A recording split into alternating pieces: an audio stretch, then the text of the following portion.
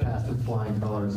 So Harish, looking forward to get to know you here. I got the questions here for you delivered by the FBI. Tight security. And we should say, of course, we said at the beginning that we did invite Jaime Andrade to participate. He's down in Springfield today, could not make it back up in time for this evening here. So you have the stage all to yourself. Looking forward to getting to know you. And we'll keep this kind of moving along here. I mean, 2 minutes for each question-ish, but because we don't have anyone else, I'll cut you off. I feel like you're, trying to make a speech or something. So, but why don't you go ahead and introduce yourself and take a couple of minutes just so we can get to know you a little bit better. Sure. Let me start with my favorite color as we're trying to get to know each other. It's brown. But no, thank you. What is it? Red. Red. Indiana Hoosiers. Yeah. Well, first of all, let me just start with thank you. I appreciate all the people that are here and Dan Olson for putting this together. I'm always amazed that he can bring groups together like this, last minute, and all the organizations that are here. My name is Harish Patel. I'm running for state representative. Because look, we know that our state is in a mess, our district is in a mess, and I'm running to bring progressive, independent, and new leadership, so we can really go against Governor Romney's budget cuts and fight machine politicians in politics as we see it today.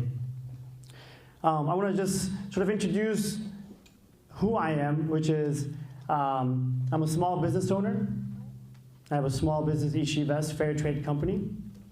I'm a community organizer. For the past decade, I've spent all my time organizing in the Southwest Side first, and most recently on immigrants' rights. And third, I'm an immigrant myself. I arrived to this country that welcomed me about 16 years ago when I came with my mother at the age of 14. I came here because it's one of the most diverse zip code in the United States. It's one of the most welcoming and diverse place for somebody like me. And I decided to run because, look, the incumbent, Jaime, who is unfortunate who couldn't be here, has failed to be a strong, independent voice for the Democratic Party. And it hasn't really represented any of the interests of our people and our communities. And I'm hoping that we can really push our state forward and really unify all of us to fight the budget cuts and short-sighted proposals from Governor Romney. So thank you for having me here, and I'm looking forward to all your questions. Thank you.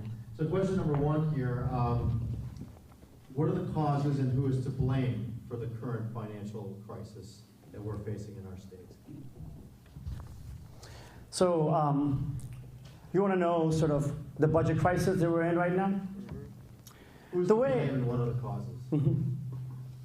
The way I think about politics, can people hear me okay? So I feel like there's muffling sound. Turn this down just a hair. Okay, right here? There we go, that's good. Right. So the way I sort of see how politics has been in the United States and Illinois for the 30, 40 years, and I think Aaron and Dick Mell surprisingly sort of shared a lot about the history of what has been the politics in this state and in this city, which has been machine politicians sort of controlling these 15 to 20 families that controlled most every aspect of the state and the city. And you can name them, right? And I feel like the incumbent or Jaime, has just a part and parcel of that. He got his first job being the soldier in Dick Mell's army. He got his second job being in the city of the Dick Mell's army. He got his third job, which was supposed to be an elected position, appointed by being part and parcel of the same army. I feel like that's what we're sort of done with. And you see that in Bernie, and you see that in the new kind of politics that you see on the Northwest side happening, which is we're saying no to the basic, low-level sort of politics that doesn't inspire us, doesn't provide us any vision of how to get us out of this mess. And instead, all they can do is supply you with 15 crappy mailers, right, without any vision or any solutions. And so that's what I think is the crisis. It's a crisis of democracy that has led us into a crisis of budget and revenue. I also think that somebody who's been the Speaker of the House for 32 years, if he doesn't have any vision, maybe they need to step back. Allow other leadership to take over so we can provide a vision that's better than that. And then you got this short-sighted governor. All he wants to do is cut, and no real proposal for long-term solutions. So either way, I feel like our families are being held hostage between these two. And that's sort of where I am right now. You know, it's covering these stories for 10 years now, and listening to viewers, you kind of touched on this. Many in the Democratic Party obviously upset with Governor Rauner and his budget cuts. And it's hard not to, at least from what I've heard, pass on part of the blame to Speaker Madigan. This is an ongoing battle between the two of them. As a member of the Democratic Party, do you think that there are areas where you would particularly stand up to Speaker Madigan, you know, your potential future boss here? You know, what is he doing right and what is he doing wrong? And how would you make a difference? So it's a hard job to evaluate Speaker of the House or Mike Madigan, possibly the most powerful politician in the state.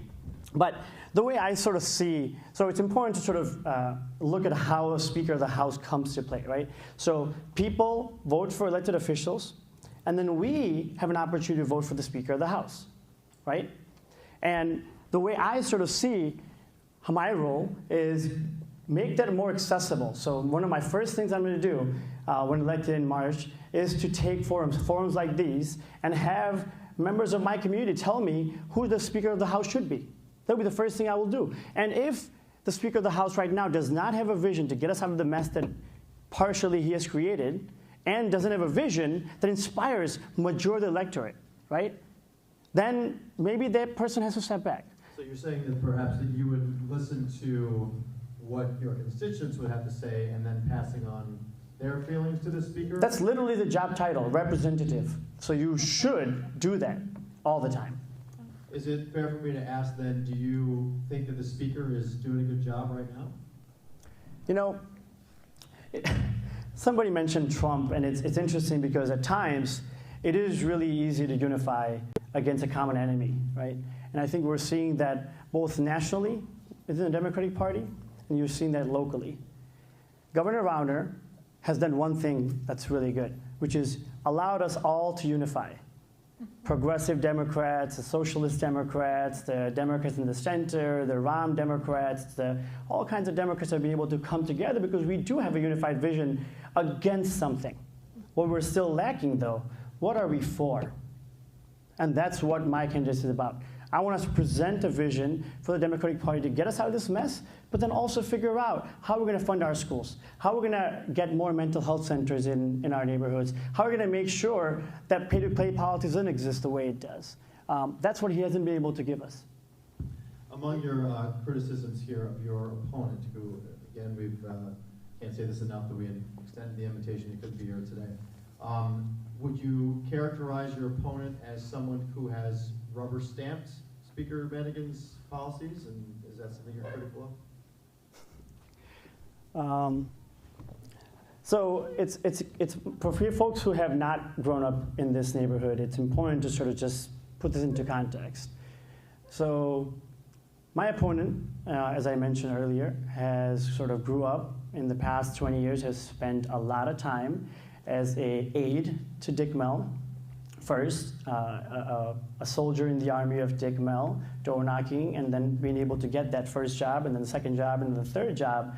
And so it's really hard for me to believe that Jaime, being the nice guy he is, and he is a really nice person, you know, very approachable, it's really hard for me to believe that he can actually represent more than the two political patrons that he has, which is Madigan and Mell. If you look at majority of his money and where it comes from, these two families have supplied him with more than $150,000 every election to his end. It's really hard for me to believe that he can represent any other families when two of the families have given him more money than I've raised for my own campaign, right? And so that's the problem. And I think when you heard the committeeman talk about this, this is the problem we're seeing of big money in politics and a couple of families controlling every aspect of our democracy. That's what's got to stop. So yes, I don't think Jaime can actually represent the interests of this community. And he will not, he hasn't in the past 20 years. He's let, as part of parcel of the Dick Mell Army, has let this neighborhood change and gentrify in the worst ways, pushing people out. He has allowed for charter schools to take over in the area, right? When you see that, when you were the aide, when you were doing zoning for 10 years for Dick Mell, maybe you should have stepped in then, and then not taken the votes that he has taken most recently, which is around pension cuts, not once, but twice, right? Those are the kind of things that really worry me. And that's where sort of independent, progressive, bold, new leadership is needed. Okay. You touched on the charter schools here, so I want to get to your question number 5 here. Generally, what is your view of charter schools? In an environment of major budget cuts, should school districts expand the formation of charter schools? So the way I sort of think about the school crisis in general is that, look, charter schools have just added to the crisis of public education, right? That's how I feel. I don't think we need any charter schools or any more charter schools in our district or our neighborhoods. All they do is take away public dollars, public money that could go into public school system, and takes it away and puts it into this other system, right? That's completely wrong. But what we ought to also think about is, it is so unfortunate that a zip code determines the fate of a child for the rest of their life. Like, we have one of the worst and regressive policies in the United States, wherein a property taxes completely control every aspect of my education. So that's what we should be talking about, is how can we rewrite the school funding formula so it's not dependent on property taxes, and it's actually dependent on and should be funded by a progressive income tax. So we can solve the crisis of revenue and not be the last in the nation for state funding for schools. So that's sort of where I think we should be going towards, and not expanding charter schools. And so as your role as state rep, what is your opinion as to the role of the state of Illinois as it pertains to Chicago public schools? The way I think about the state and the way that the role they should be playing is sort of the person that they should be the revenue provider for our schools, right? Every other decision should be led to us. We're the taxpayers for this city. So we should be deciding, that's why I'm really excited the elected school board is hopefully it's passed in the House, and it will go to the Senate, and hopefully we'll have enough veto power that we can override the veto against the governor, because he has said that he's gonna fight against that. That's why I'm excited that there are proposals for TIF money to be used for public schools. And that's why I'm excited that we actually now finally have a union that is sort of standing up against the old school political machine hacks. And that's ultimately where it should be. The power should be in our school system for us in Chicago. And the state should give us the money that we need to function just the way they give to all the other municipalities. Okay. About halfway through our questions here. Next one here. Illinois legislators passed 2 laws, SB 1304 and SB 100, designed to address disparities in policing and school discipline between whites and people of color. What is your perspective on these laws, and what additional measures, if any, would you propose to address these issues? So again, we're talking about policing and school discipline. Thank you for bringing this up, especially because my first job was at Southwest Youth Collaborative. It's a youth center on the southwest side of Chicago, where we actually brought in young people who Yeah, watch the, let me trust the master volume here. Try that. Okay. Young people. So my first job at Southwest Youth Collaborative was actually doing anti-violence prevention work. And at this place, what we did was we sort of were part and parcel of the first restorative justice movement, right? We brought in young people who got kicked out of, or were, because we had terrible zero tolerance policies, they got kicked out of school. They would come in to our youth center and then figure out alternative plans for them.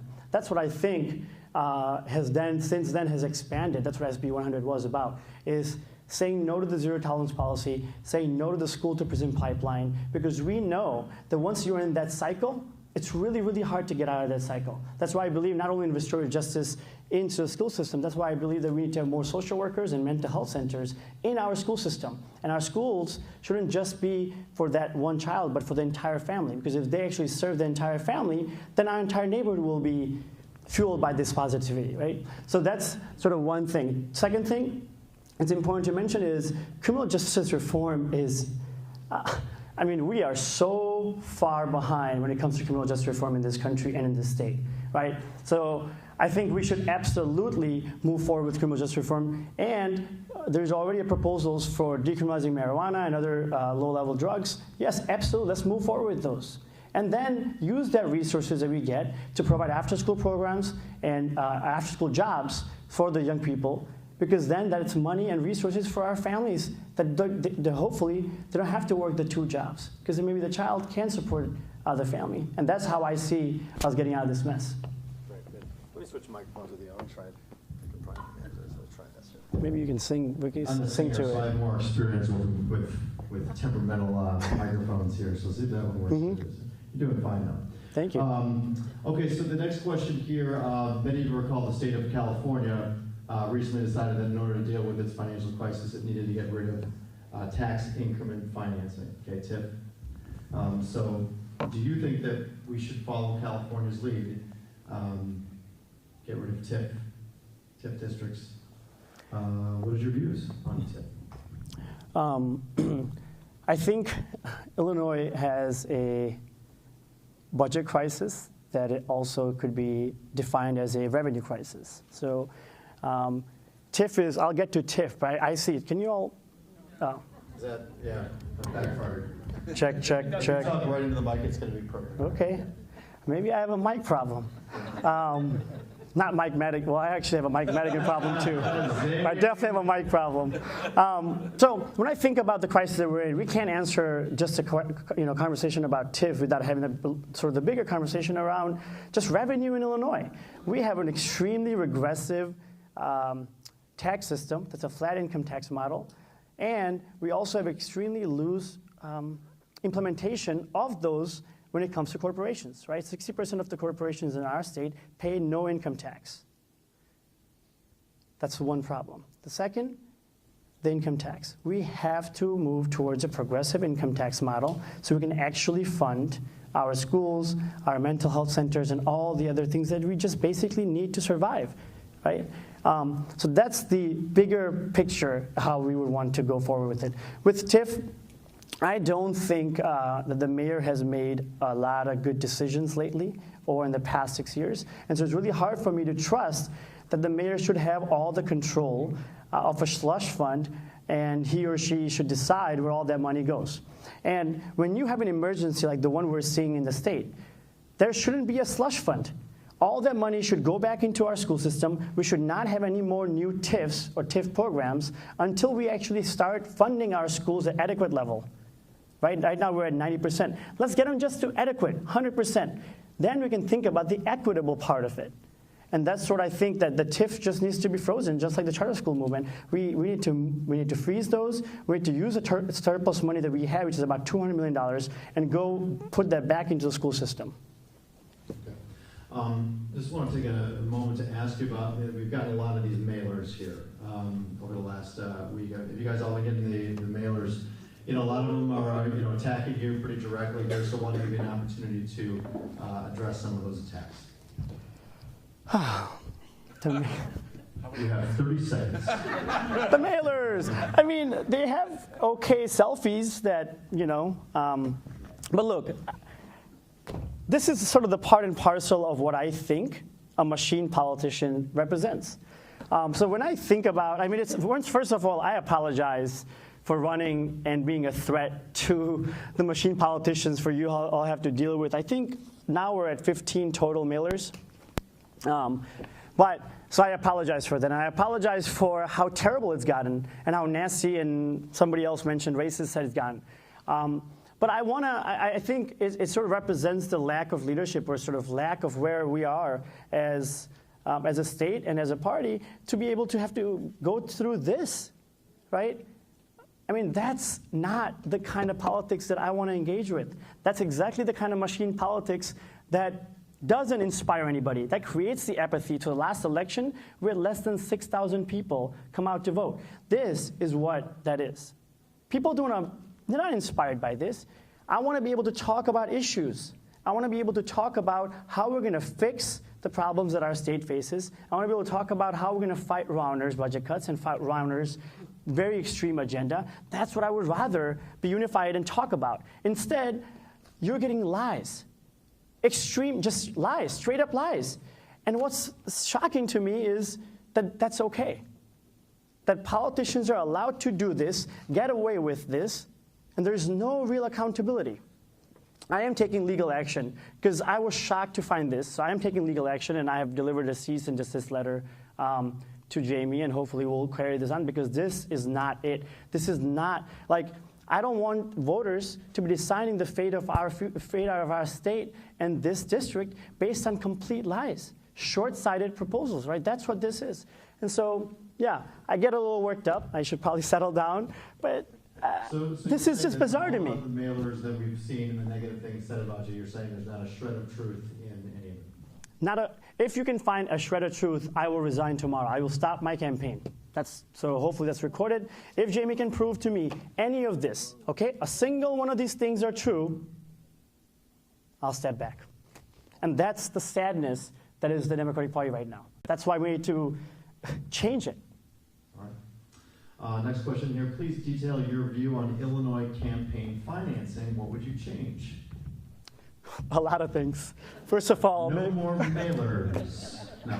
Maybe the $30,000 or whatever the judges have to pay, maybe they should make a deal or actually a better contract that doesn't allow for these to be done. But look, Illinois and the nation is in a mess. When you think about the democracy and the mess that we're in, I grew up in another country, or I was born in India, right? And I was 14 when I came here. My first 14 years, I experienced very intense democracy. 70% of Indian population votes, and it's crazy to see a movement towards more and more participation in other countries. And here, it's less and less. Every year, you're seeing less and less people who are inspired or excited about the political process. And why would they be? Why would they be excited about the political process when this is what they're getting bombarded by, or TV ads, or multimillionaires running campaigns for people without any sort of response, right? So I actually support, there's a city ordinance to provide public financing for city election. I think we should absolutely move forward with that. And I also think that super PACs should not be allowed to spend money without, the way they do, which is anybody can just give you money in a super PAC, and there's no real explanation of where the money comes from. That's scary to me. It's absolutely scary to me. And then I have proposed this, in other places, which is that we should sort of really consider state-level public financing. So take the ordinance that New York has in the city and the state and really think about how that could be applied on the state level. So we actually can get to talking about ideas and how to fix the state versus just do this dance around mailers and raise money constantly. Instead, we can talk about ideas and policies. One question here. Again, I'm just passing along the questions here from our fine organizers here. We're going to ask, what is your opponent's best qualification to be 40th District State Representative? So, you have an opportunity to say something nice about your opponent. And I have said lots of nice things, and I will say it again. Jaime is the kind of guy you want to have a beer with, right? You want to have a drink with, have a coffee with him, because he'll sit there, he'll listen to you, and that's amazing. I really appreciate that about it, and I've done that with him at many meetings. He's the guy who closes all the bars. And that's where I'll stop. Okay, all right. The question was asked, and the question was answered. So, before we get to our last question here, which is more of just sort of the closing statement here, the state gridlock, and you touched on this before, but the state gridlock in Illinois is as bad as it is anywhere in the United States. When those of us in the media, we cover these issues, and we see this back and forth between Madigan and Rauner, we're throwing our, just like the rest of us, we're all citizens of Chicago, we're all in this together and want what's best for our state. And it doesn't seem to be getting any better. And it's been this way for a long time. It's just like seems like these three guys, maybe four guys, Cullerton kind of works his way in there and tries to become the moderator. But it seems like it's like Rauner versus Madigan, and it seems like two people have all the power in our state. And do you think, what needs to happen so that the voice, people in this room, can get through to our next state representative, to get through to them, so that our voices are heard. Because I think that most people in this room would agree with me, and I'm speaking as not necessarily as a reporter, but it's almost like we can't get through to these guys. All right? What realistically needs to happen so that our voices are heard by the people that are making the decision up there or down there?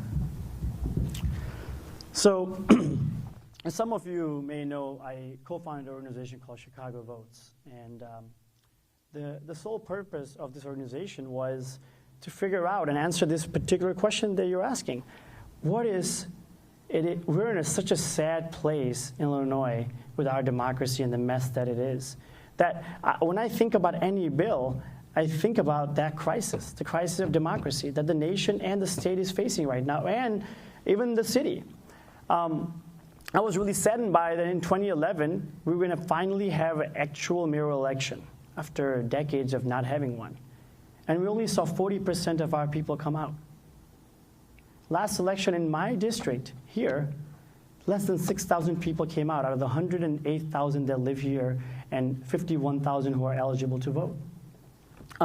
That's a crisis. So the crisis of these few families controlling every aspect of our state, county, city politics is actually that we have to figure out how to keep them accountable. One way is join organizations that do that. So independent party organization, I think 33rd Ward has one, 35th Ward has one, there are a few other ones.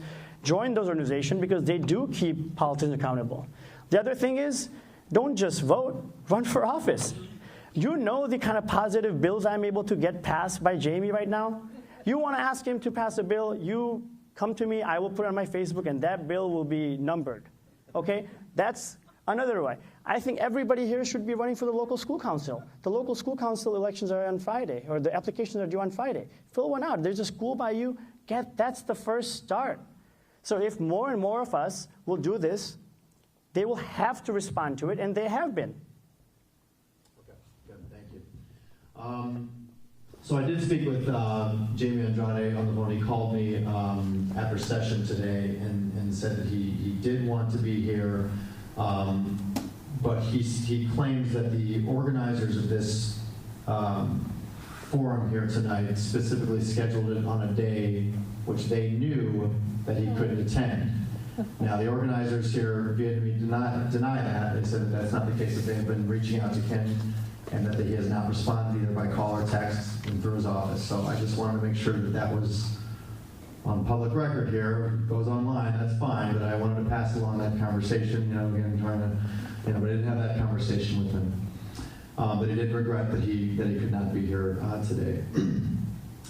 So, Harish, you could go ahead and you take the floor here for the last final statement here. Appreciate your time here, and go ahead and maybe take another minute or two to give us some closing thoughts. Thank you. I really do feel like I got to know you. Thank you, everybody, for being here. Look, I don't have to tell you the mess that we're in. I mean, everybody knows this. Everybody feels the anxiety. As an immigrant and as a Muslim immigrant, I feel the anxiety. I have never felt this much anxiety about the fate of our state or the nation.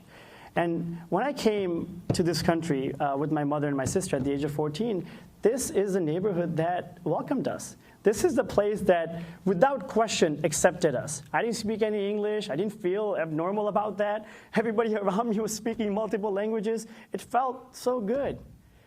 That part is going somewhere else. Like that welcoming nation, the welcoming state is not here anymore. And you're just seeing this extremeness.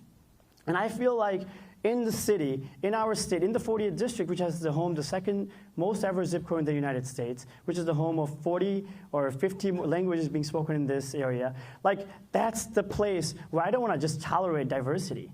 I want to celebrate that diversity. I want that diversity to be what comes out when people think about this area. And that's been sort of chokehold for a long time. I feel like elections just tell you a little bit about what the possibilities are, right? I only get to share a little bit of the policy possibilities, and Jaime gets to do that. But it's amazing to me that we're gotten into this place.